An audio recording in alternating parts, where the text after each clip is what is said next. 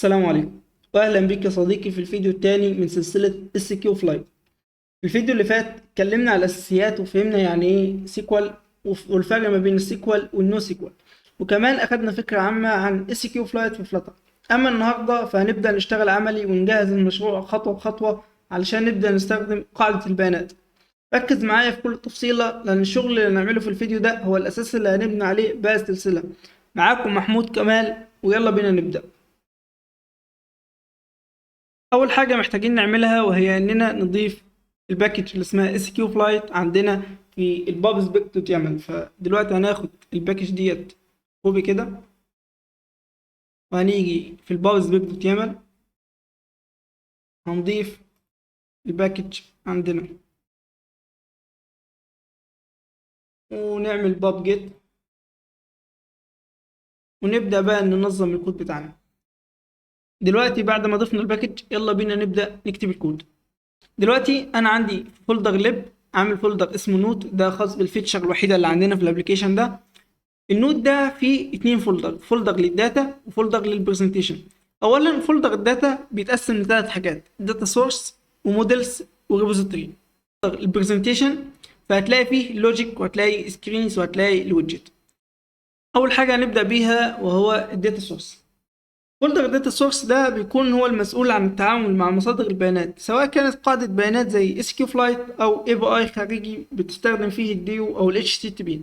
فالداتا سورس ده هو اللي بيتعامل، هو اللي بيبعت ريكوست للداتابيس ويجيب منها بيانات معينه. ففولدر الداتا سورس ده اول حاجه هنعمل فيه فايل هنسميه نوت داتابيس، اقول له نوت داتابيس دوت دارت.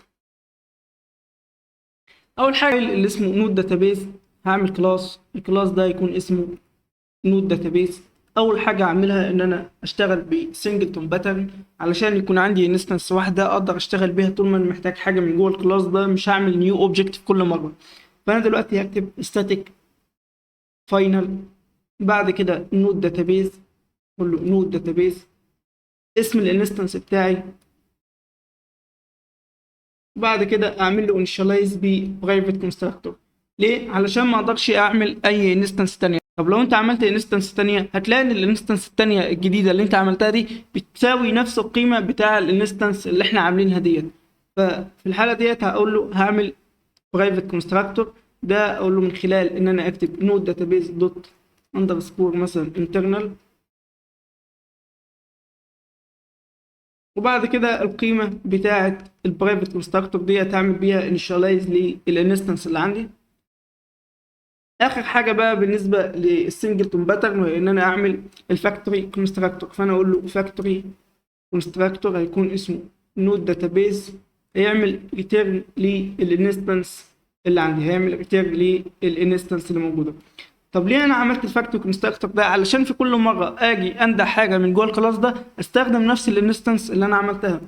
وبعد ما طبقت السنجلتون باترن فالمفروض دلوقتي ان انا ابدا اعمل انيشاليز للداتابيز. فانا اعمل ميثود، الميثود دي هتكون فيوتشر، هيكون فيوتشر اوف داتابيز هيكون اسمها init database، طبعا هتكون async لانها فيوتشر. وهبدا اعمل انيشاليز للداتابيز. اعمل انيشاليز للداتابيز ازاي؟ اول حاجه بعمل اوبن للداتابيز وبعد كده بعمل كرييت للتيبل معين اللي انا عايز اخزن فيه الداتا بتاعتي. فانا دلوقتي اقول له هتعمل ريتيرن للاوبن داتابيز. هتلاقي ان الاوبن داتابيز بتحتاج منك الباص. طب الباص ده بيجي ازاي؟ الباص ده عباره عن حاجتين: اللوكيشن اللي انت بتخزن فيه البيانات بتاعتك زائد اسم الفايل، زائد اسم الفايل.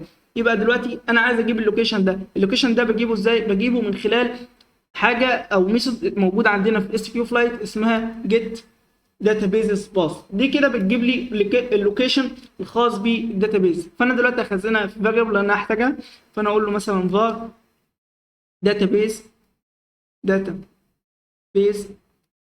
باص ايكوال اويت. وكده جبت اللوكيشن بتاعي. بعد ما جبت اللوكيشن المفروض هعمل اسم الفايل. طب انا دلوقتي لو قلت مثلا ان الباص ده هيكون الداتا، هيكون فيه الداتا الخاصه بالداتابيز لوكيشن اللي هو الداتابيس باص يعني بتاعي، وبعد كده اسم الفايل، وبعد كده اسم الفايل كده الداتابيس، وبعد كده هكتب اسم الفايل بتاعي مثلا وهو النوت دوت دي بي. طبعا دي بي ده الاكستنشن خاص بالداتابيس. فانا دلوقتي ما اعرفش ازاي هعمل هوصل. فانا دلوقتي محتاج اوصل ما بين اسم الفايل واوصل ما بين الداتابيس باص اللي هو اللوكيشن.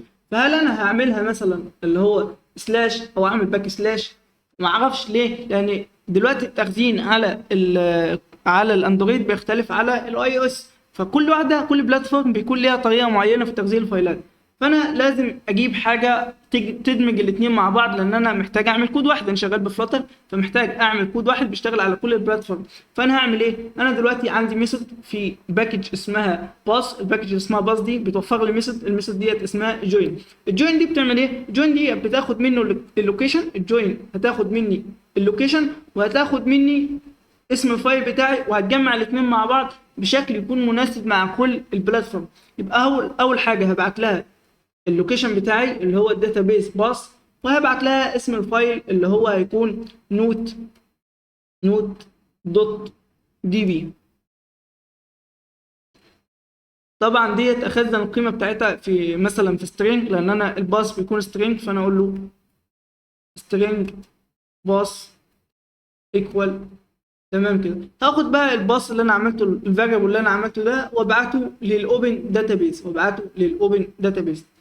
بعد كده هشوف الاوبن داتابيز محتاجه مني ايه تاني. بتحتاج مني الفيرجن بتاع الداتابيز ده، اقول له ان الفيرجن بتاع الداتابيز ده انا لسه في البدايه فهعمل واحد. طبعا هحط هنا سيم كولوم، فالفيرجن بيكون واحد في البدايه. تمام. بعد كده المفروض ان انا هعمل كرييت للتيبل معين. علشان اعمل كرييت لتيبل فانا بستخدم الاون كرييت. بتوفر لي حاجتين، بتوفر لي الداتابيز الميثود اسمها اون كرييت، بتوفر لي الداتابيز فيرجن من الداتابيز. فالاون كرييت بتوفر لي حاجتين، بتوفر لي اوبجكت من الداتابيس، وبتوفر لي الفيرجن الخاص بالداتابيس دلوقتي. فانا دلوقتي هعمل ايه؟ هعمل كرييت لتيبل، فهتكون async.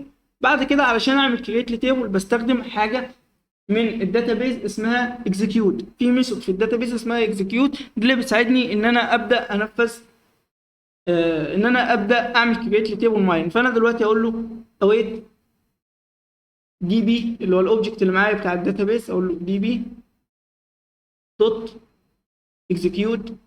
بعد كده هلاحظ ان الاكزكيوت بتتطلب مني ان انا ادخل لها السيكوال ستيتمنت. السيكوال ستيتمنت ان انا بقول له مثلا في تكست كريت تيبل، بكتب اسم التيبل، بعد كده بكتب الاقواس وادخل الكولوم اللي عندي. الكولوم اللي عندي اللي زي الاي دي مثلا، زي التايتل او الكونتنت او مثلا التايم، هو ده بالنسبه لي الكولوم اللي هتكون موجوده في التيبل ده. طب ازاي اعمل تيبل؟ اول حاجه بقول له create table، بعد كده بكتب اسم التيبل ده مثلا اللي هو هيكون نوتس.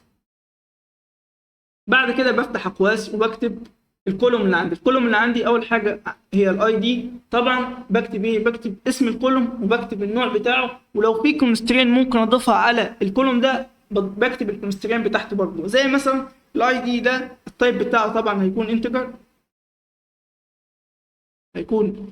انتجر عليه كونسترين معينه وهي البرايمري كي. قول له الكونسترين الخاصه بالاي دي ده هيكون برايمري كي.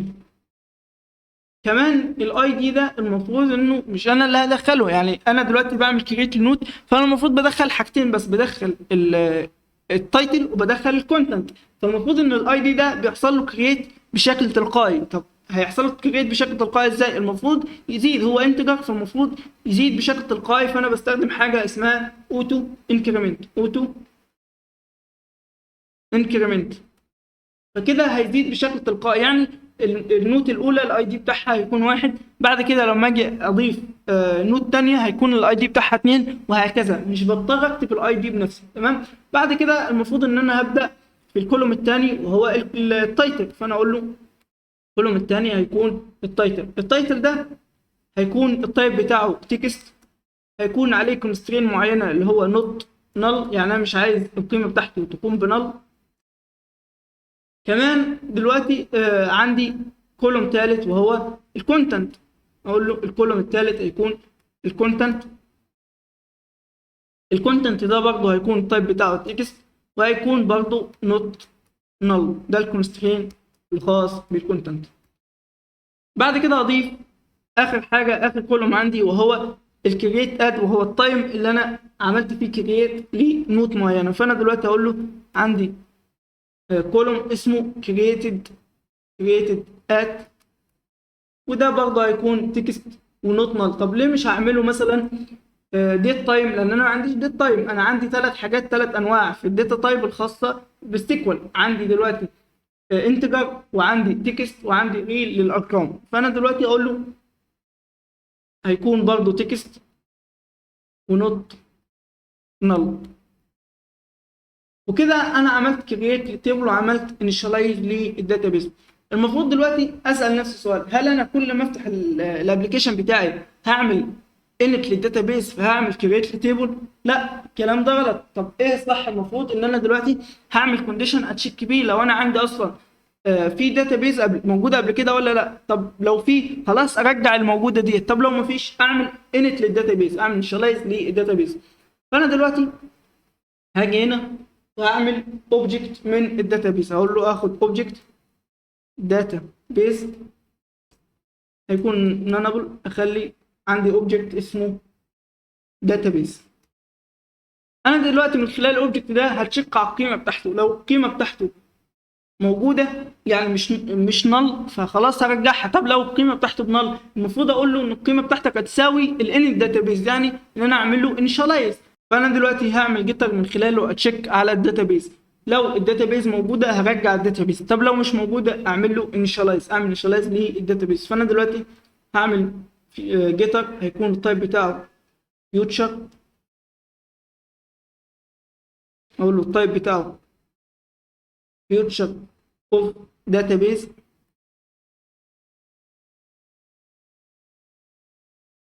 هيكون طبعا جيتر، اقول له جيت، واسم الداتابيز هيكون ايه؟ هيكون داتا، او اسم الجيتر ده هيكون داتا بيز. طبعا هيكون async عشان فيوتشر.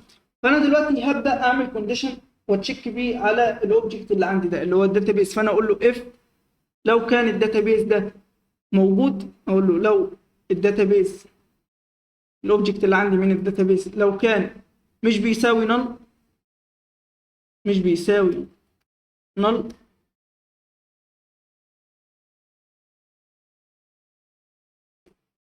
وقتها هعمل ايه؟ وقتها هعمل ريتيرن للداتابيز ده.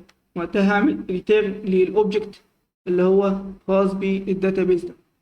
انا اقول له ريتيرن للداتابيز. طب لو انا دلوقتي القيمه بتاعتي كانت بنل، المفروض ان انا هعمل ايه؟ المفروض دلوقتي ان انا هعمل انيشاليز للداتابيز ده. يعني هقول له ان الداتابيز ايكوال اويت، بعد كده الانت داتابيز هعمل له انيشاليز للداتابيز ده، وفي الاخر هعمل ريتيرن للاوبجكت بتاع الداتابيز ده. وبكده انا كل ما اجي افتح الابلكيشن احتاج ان انا ايه؟ اتشيك دلوقتي من خلال الجيتر ده اللي هو اسمه داتابيز. لو كانت الداتابيز ديت موجوده خلاص اعمل لها ريتيرن. طب لو مش موجوده اعمل لها انيشاليز، وبعد كده اعمل لها ريتيرن. كده خلصنا السنجلتون باترن، وخلصنا برضو الانيشاليز للداتابيز. المفروض دلوقتي هبدا اعمل الميثودز اللي انا هحتاجها في البروجكت ده، وهي مثلا ان انا هعمل كرييت لنوت معينه، وابديت للنوت ديت، وديليت للنوت ديت، وجيت لكل النوتس الموجوده عندي.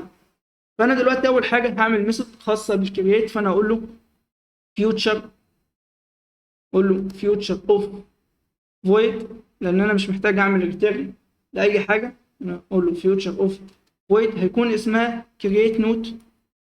كرييت نوت طبعا هتكون async اسمها كرييت نوت. فالمفروض ان انا هبعت لها دلوقتي، هبعت لها نوت، اوبجكت من نوت معين. النوت ده بيكون فيه اي دي مثلا، بيكون فيها التايتل، وبيكون فيها الكونتنت، وبيكون فيها الوقت اللي حصل فيه كريت للنوت ديت. فانا دلوقتي هعمل اوبجكت اجي على الموديل، هعمل موديل دلوقتي اسميه نوت نود موديل. فانا هاجي دلوقتي على المودلز، الفولدر اللي اسمه مودلز، وابدا اعمل فيه موديل خاص بالنوت ديت. فانا اقول له نوت اندرسكور موديل دوت دارت. في النوت موديل ده هعمل كلاس، الكلاس ده هيكون اسمه نوت موديل، فاينل اي دي، فاينل انت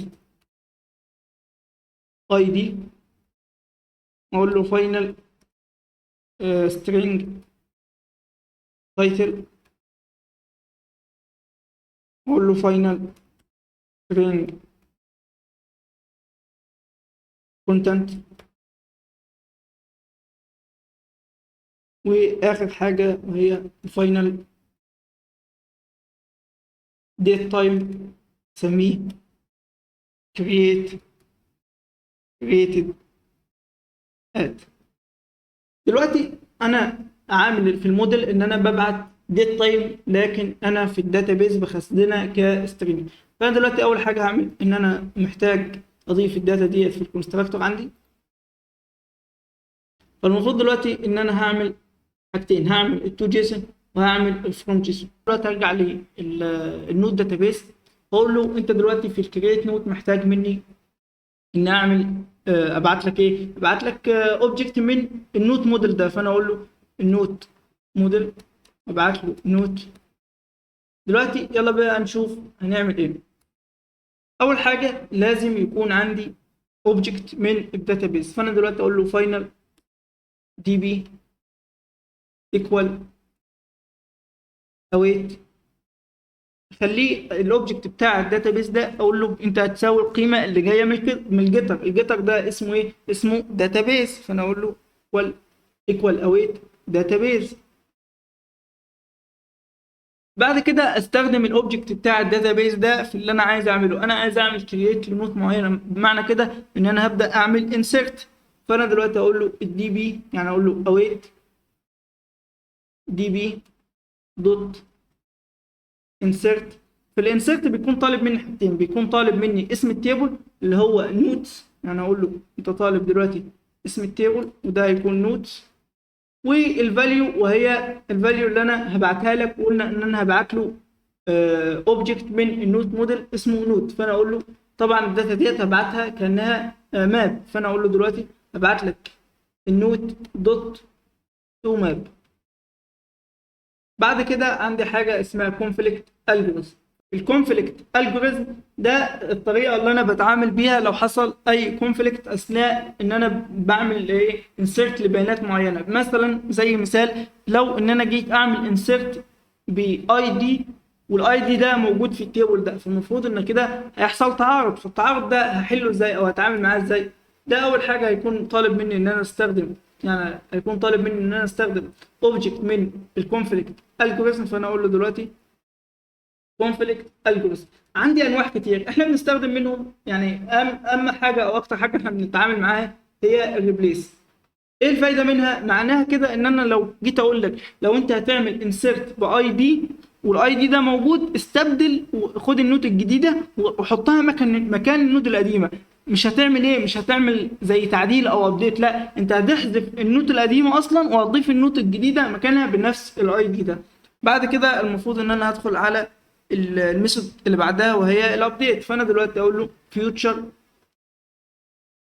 of void، هيكون اسمها update نوت. طبعا هتحتاج مني برضو ان انا ابعت لها ايه اوبجكت من الكلاس بتاعي اللي هو اسمه نوت موديل. فانا دلوقتي اقول له نوت موديل وابعت لها نوت معينه، وابعت لها نوت معينه، اقول له ابعت لها النوت. طبعا هتكون اسم. ازاي بقى نعمل ابديت؟ دلوقتي نفس الحاجه اللي هنكررها في كل الميثود، ان انا يكون عندي اوبجكت من الداتابيس والاوبجكت ده ببدا اتعامل بيه. فانا هقول له هاخد السطر ده كده كوبي. دلوقتي عندي اوبجكت من الداتابيس ده بيساوي القيمه اللي جايه من الجيتر. فانا اقول له الدي بي ده دوت عشان اعمل ابديت، فانا اقول له دوت عندي ميثود اسمها ابديت. في الابديت برضو ببعت له حاجتين، ببعت له التيبل وببعت له الفاليوز. التيبل قلنا ان هو اسم النود بتاعي اللي هو اسم التيبل، اقول له نودز. الفاليوز برضو بتكون زي عمليه الانسيرت، وهي ان انا ببعت له النود اللي عندي ديت، فانا اقول له دلوقتي ان في الفاليوز هتاخد النود دوت تو ماب.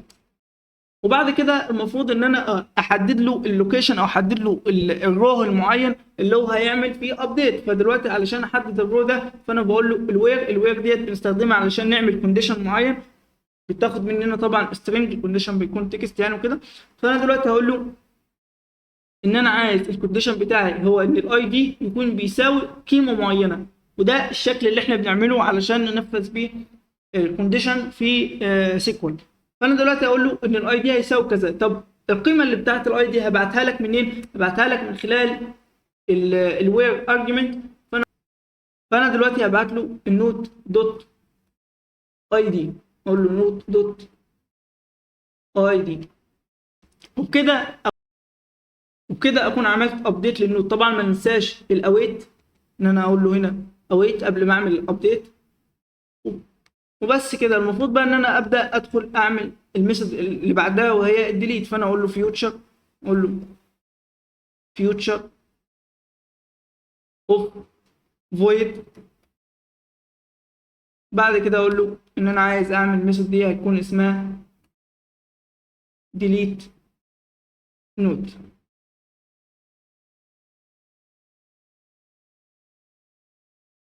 اسنت علشان اعمل ديليت لنود، فالمفروض دلوقتي احدد النود دي. بحددها من خلال ايه؟ بحددها من خلال البرايمري كي الخاص بيها وهو الاي دي. فانا دلوقتي اقول لك ان انا في النود في الديليت نود هبعت لك انت اي دي.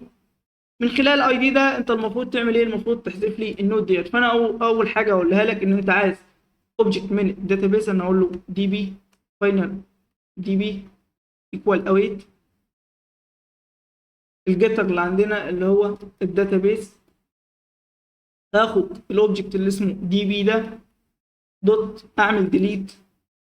من خلال ديليت المفروض ببعت له اسم التيبل. اسم التيبل هو النوتس، اسم التيبل هيكون نوتس. بعد كده المفروض ان انا بحدد له برضو الكونديشن بتاعي، الكونديشن اللي انت هتحذف بيه، وهو ان انا الاي دي بيساوي القيمه اللي انا هبعتها لك. فانا اقول له دلوقتي ان الوير هبعت له فيها، اقول له ان الاي دي ايكوال علامه استفهام، ده الكونديشن بتاعنا. وبعد كده المفروض ان انا هعمل ايه؟ المفروض ان انا ابعت القيمه بتاعتي ديت، ببعتها من خلال الوير ارجيومنت. وبعد كده اقول له ليست، ابعت له الاي دي الخاص بالنود ديت. وبكده اكون عملت برضو ديليت للنود معينه. بعد ما عملت ديليت المفروض ان انا ادخل على اخر خطوه، وهي ان انا اعمل جيت لكل النودز اللي عندي، يعني اعمل ريد لكل النود. فانا دلوقتي هعمل فيوتشر. طبعا النودز ديت هجيبها في الابلكيشن اعرضها على هيئه ليست. فانا اقول له فيوتشر اوف ليست. الليسته ديت النوع بتاعها كل نوت هيكون النوع بتاعها عباره عن نوت موديل. اقول له نوت موديل. هسمي الميثود ديت مثلا get all notes.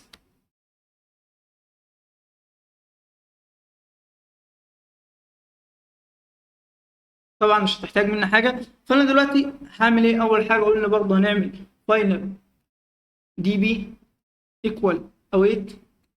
بعد كده اقول له الداتابيز بتاعي اللي هو الجيتر، هستخدم الدي بي ده، اقول له دي بي دوت. دلوقتي علشان اعمل جيت بستخدم حاجه اسمها الكويري. فانا اقول له دلوقتي await، طبعا await دي بي دوت كويري. الكويري ديت اللي انا بستخدمها علشان اجيب بيها كل الداتابيز اللي موجوده في التيبل ده. فانا دلوقتي هقول له بيحتاج مني اسم التيبل. اسم التيبل ده بيكون اسمه نوتس. وبكده اكون جبت كل الداتا او كل الداتا اللي موجوده في التيبل ده. طب انا الداتا ديت انا طبعا هعمل ريتيرن لليست، فانا محتاج ان الداتا ديت اخزنها في لسته معينه. فانا دلوقتي الليسته ديت اقول له ان انا هعرضها ازاي. اقول له ان انا هعمل فاينل مثلا نوتس ايكوال كده. انا جبت كل الداتا الخاصه بالتيبل ده اللي هو التيبل اللي اسمه نوتس وجبتها وضفتها. المفروض دلوقتي ان انا هعمل ريتيرن لليسته معينه. الليسته ديت طبعا اللي هي النوتس. فانا دلوقتي النوتس ديت متخزنه كانها ماب، فهاخد الليسته، هاخد الماب ديت المفروض ان انا احولها لليست. فانا دلوقتي هقول له اعمل ريتيرن للنوتس، بعد كده دوت ماب القيمه بتاعتك اللي هي الاليمنت، كل اليمنت في الماب ده. المفروض هيعمل ريتيرن للموديل اللي عندي اللي اسمه نوت موديل دوت فروم ماب. طبعا الاليمنت اسمه ماب، اسمه اي. وبعد كده احول المابس ديت او احول الماب ديت لليست، فنقول له تو ليست. وبكده نكون عملنا برضو الجيت اول نودز. لو عجبك الفيديو ما تنساش تشترك في القناه وتفعل زر الجرس ودعمنا بلايك وكومنت وقول لنا ايه المحتوى الجديد اللي انت عايزه الفتره الجايه. والسلام عليكم ورحمه الله وبركاته.